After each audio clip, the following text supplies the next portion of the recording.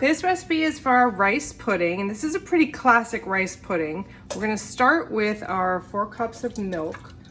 Definitely like to use whole milk because of its richness it's gonna provide to the pudding. And then we wanna add half of our sugar. In this one, I'm using a vanilla sugar that I have, but you can just use regular granulated sugar.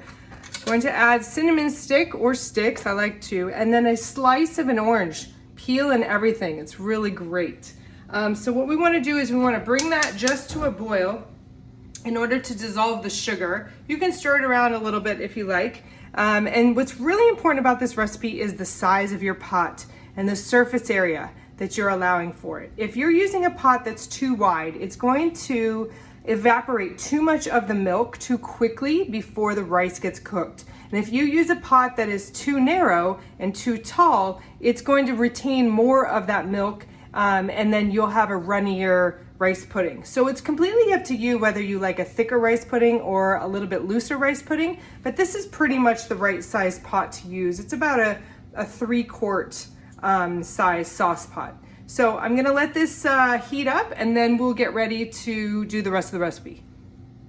While our milk mixture is heating up, I want to prepare the tempering ingredients. So I'm gonna add the rest of the sugar into another bowl, along with the cornstarch. Very similar to the technique we use in pastry cream, where we want to mix the cornstarch and the sugar together first to avoid getting any lumps when the eggs are added. So whisk this together, and then we have our eggs, and then that will get added into here.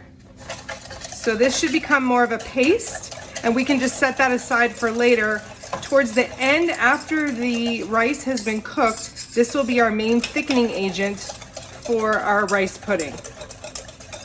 So this we can set aside. The next ingredient we will add is the rice into this once this comes to a boil. Milk is simmering, and we want to now add our rice and go ahead and just stir that up. And we're gonna simmer that. It's gonna take about a half an hour or so, and you can kind of come over every couple minutes and give it a stir. And you wanna leave it uncovered so that some of your milk will evaporate, your rice will continue to cook, and then towards the end, we will go ahead and temper it with our egg cornstarch sugar mixture. So just keep your eye on this, and the only way to tell when that rice is done is to taste it. So I'll show you how to do that later. The mixture's been simmering for probably 25 minutes, 30 minutes or so. And the best way to test to see when the rice is done is just to taste a little bit. Should be nice and tender. A tiny bite to it, not mushy. This is perfect. You can see the rice now through the milk. It's slightly thickened because it's reduced. And now what we want to do is do our tempering into our egg mixture. So I'm going to give the egg mixture one more stir and remove the spatula. Turn it down on low so I can control it a little bit better. Gently add a little bit of the milk mixture. It's okay if some of the rice gets in there, not a big deal. You just want to mix that together. And then back over the stove, again on low heat.